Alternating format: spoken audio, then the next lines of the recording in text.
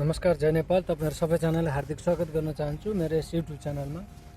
आजको यस भिडियोमा चाहिँ म के बताउन चाहन्छु भने देशमा जेनजीको आन्दोलन सकियो, जहाँ मैले गुगल गरेको अराउन्ड 200 अर्ब भन्दा बढी व्यक्तिगत र सरकारी सम्पत्ति ध्वस्त भएछन्। 19 जना भन्दा बढीले ज्यान गुमाउनु भएछ र 100 जना भन्दा बढी घाइते। त्यत्रो क्षति नेपालको। त्यसपछि अस्ति भर्खरै सम्पन्न चुनावमा चाहिँ लगभग 27 अर्बको खर्च भन्दाखेरि यो दुईटा जोड्दाखेरि 227 अर्ब भन्दा बढी अराउन्ड 230 अर्बको खर्च। 19 जना भन्दा बढीले ज्यान गुमाउनु भयो, 100 जना भन्दा बढी घाइते। यत्रो क्षति।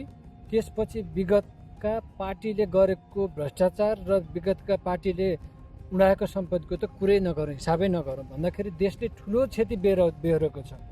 यो क्षति यत्रो बेहोरिसकेपछि अहिले भर्खरै अब राष्ट्रिय स्वतन्त्र पार्टी उदाएको छ नयाँ शक्तिको रूपमा र बालेन्द्र शाह प्रधानमन्त्री बन्दैछन् र राष्ट्रिय स्वतन्त्र पार्टीले आफ्नो मन्त्रीमण्डल घोषणा गर्दैछ।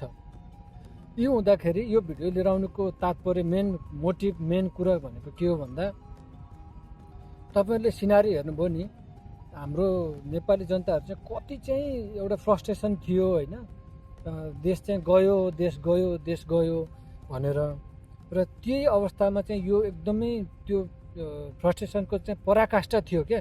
अब अहिले चाहिँ राष्ट्रिय स्वतन्त्र पार्टीले जुन हुनुपर्ने चिजलाई चाहिँ क्याप्चर गरेर यो पोजिसनमा आएको छ। म कुनै पार्टीको सदस्य त होइन, म कुनै पार्टीलाई सपोर्ट पनि गर्दिनँ होइन, तर अहिलेको कुनै पनि अप्सन नभएपछि मेरो चाहिँ एउटा अप्सन चाहिँ के थियो भने एउटा आशा, एउटा भित्री मनबाट चाहिँ राष्ट्रिय स्वतन्त्र पार्टीले चाहिँ जित्योस् भन्ने थियो, किनकि अहिलेसम्म कसैले केही गरेकै थिएनन् होइन। यो यत्रो क्षतिका बावजुद राष्ट्रिय स्वतन्त्र पार्टी आएको छ।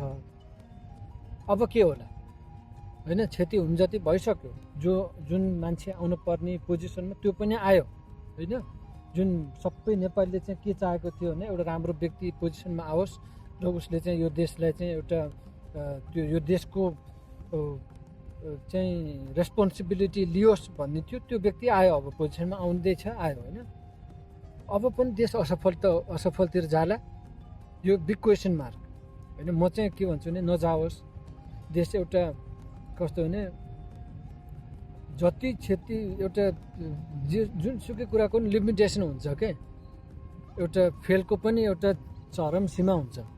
देश यो अवस्थामा पुग्यो, कस्तो केही नाम नसुनेको देश कहाँ पुगे होइन। नेपाल त एउटा स्वर्गको टुक्रा हो। अब पनि देश असफलतिर जाला होइन।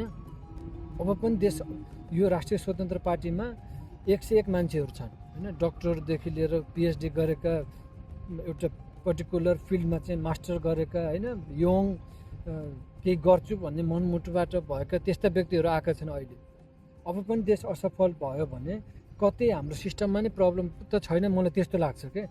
अब पनि राष्ट्रिय स्वतन्त्र पार्टीले पनि केही गर्न सकेन भने देशको चाहिँ यो एउटा स्ट्रक्चर नै चेन्ज गर्नुपर्छ जस्तो मलाई लाग्छ एउटा। दोस्रो चाहिँ अब पनि राष्ट्रिय स्वतन्त्र पार्टीले नि केही गर्न सकेन, यो पार्टीलेमा आएका व्यक्तिले नि केही गर्न सकेनन् भने चाहिँ विदेशी शक्तिले पनि केही खेलेको हुनसक्छ जस्तो मलाई लाग्छ। अब यो दुईवटा चेन्ज गर्नुपर्छ। एउटा स्ट्रक्चर नै चेन्ज होइन। यो हुन त अब संविधान कतिको चेन्ज गर्न सकिन्छ अथवा गर्न सकिँदैन त्यो मलाई थाहा भएन। एउटा त्यो कम्प्लिट स्ट्रक्चर चेन्ज। दोस्रो चाहिँ विदेशी शक्तिको चाहिँ त्यो एउटा नेपालको बाउन्ड्री, त्यो सिमानाबाट विदेशी शक्तिलाई चाहिँ भित्र छिर्नै नदिने के ब्लक, त्यो गर्नुपर्छ जस्तो लाग्छ। अब यत्रो क्षति, यत्रो जनधनको क्षति भएर यस्ता व्यक्तिहरू देशमा आएका छन्।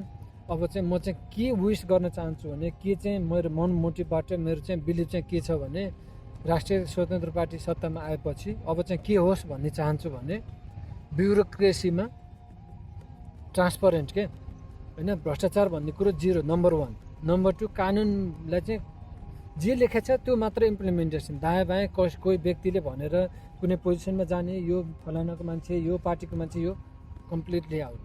2 नम्बरमा त्यो भयो। 3 नम्बरमा कुनै पनि सरकारी पोजिसनमा हुने, मन्त्रालयमा हुने कसैले पनि भ्रष्टाचार गरेको खण्डमा इमिडिएटली जेल सजाय, एकदमै पूर्ण रूपमा सजाएर त्यो अब कुनै पनि स्वतन्त्र पार्टीमा होइन, कुनै पनि पार्टीमा प्रवेश बन्द। तेस्रो नम्बरमा। चौथो नम्बरमा सक्दो धेरैभन्दा धेरै विदेशी लगानीकर्तालाई आकर्षण गरेर नेपाल चाहिँ एउटा पिस प्लेस हो जहाँ इन्भेस्टमेन्ट गर्दाखेरि कुनै पनि लस छैन भन्ने एउटा त्यो किसिमको एउटा भाइब चाहिँ इन्टरनेसनल मार्केटमा चाहिँ एउटा दिनु पर्यो। त्यो गर्दाखेरि विदेशी लगानी धेरैभन्दा धेरै आउँछ र नेपालले चाहिँ धेरैभन्दा धेरै त्यसको लाभ लिन सक्छ। जुन अहिले जो पनि देश छोडेर चाहिँ विदेश जान पाउँदाखेरि विदेशको भिजा लाग्दाखेरि चाहिँ खुसियालले पार्टी दिने सिस्टम छ, त्यसलाई चाहिँ कम्प्लिटली चेन्ज गराएर चाहिँ नेपालमै रोजगारीको क्रिएसन गर्ने सिस्टम आओस्।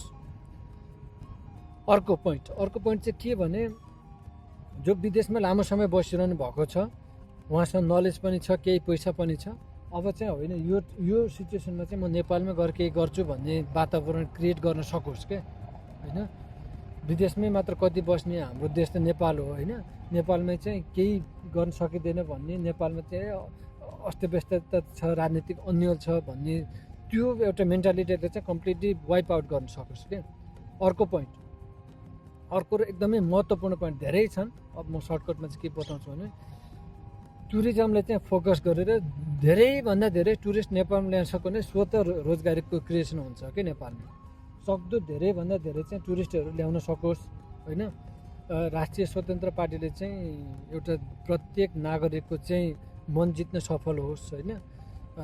त्यो मन जित्न सक्यो भनेदेखि देशी विदेशी सबैले चाहिँ ट्रस्ट गर्छन्। ट्रस्ट जित्यो भनेदेखि स्वतः नेपालको विकास हुन्छ। प्रत्येक मन्त्रालयमा प्रत्येक क्षेत्रमा धेरैभन्दा धेरै सफलता हासिल गरोस् होइन। धेरै बुँदाहरू छन्।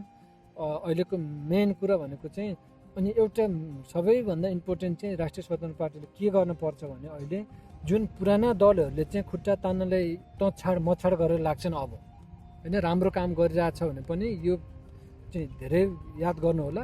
पुरानाले चाहिँ किनकि पुरानाले त अब सिद्धियो, उनीहरू सकिएपछि त उनीहरूको के हुन्छ भने यो यसले चाहिँ केही नगरोस् ताकि हामी अब अर्को चुनावमा चाहिँ जित्न सकौँ भनेर दिनरात खुट्टा तान्न सक्छन्। उहाँहरूलाई चाहिँ लात हान्दै तपाईँहरूको यो मेन काम गर्नुहोस्, लात हान्दै उहाँहरूलाई चाहिँ किक आउट गर्दै तपाईँहरू अगाडि बढ्नुहोस् कि कुनै पनि चान्स नदिनुहोस् कि त्यो विपक्षमा बस्ने अहिलेको 3वटा सबभन्दा प्रमुख दलहरू छन्, उनलाई पनि ठडाउन नपाउन् कि उनीहरूलाई चाहिँ तपाईँले हिँड्दै मेटाइदिनुहोस् कि उनीहरूको चाहिँ त्यो अबको चुनावमा अबको धेरै वर्ष यो 3टा पार्टी कुनै पनि हालतमा सत्तामा नहुने गरेको तपाईँहरू काम गर्नुहोस्। यति भन्न चाहिँ मैले भिडियो बनाएको। यत्रो धनजनको क्षति भयो, यत्रो खर्च भयो देशको, अनि तपाईँहरूले चाहिँ सक्सेसफुल्ली यी 3वटा पार्टीलाई चाहिँ कम्प्लिटली मैदानबाट चाहिँ यसरी चाहिँ आउट गर्नुभयो कि त्यो कुरै नगरौँ होइन। अब तपाईँहरूले यस्तो काम गरेर देखाउनुहोस् कि जीवनभरि यिनीहरूले चाहिँ तपाईँहरूकोसँग कम्पिटिसन त के तपाईँहरूको लागि चुनाव लड्न आउने वातावरण नै बन्द गरिदिनुहोस्। यही भन्नलाई मैले यो भिडियो बनाएको है त। हस्, बेस्ट अफ लक। तपाईँहरू पोजिसनमा आउनुभएको छ र धेरैभन्दा धेरै राम्रो काम गर्नुहोस्।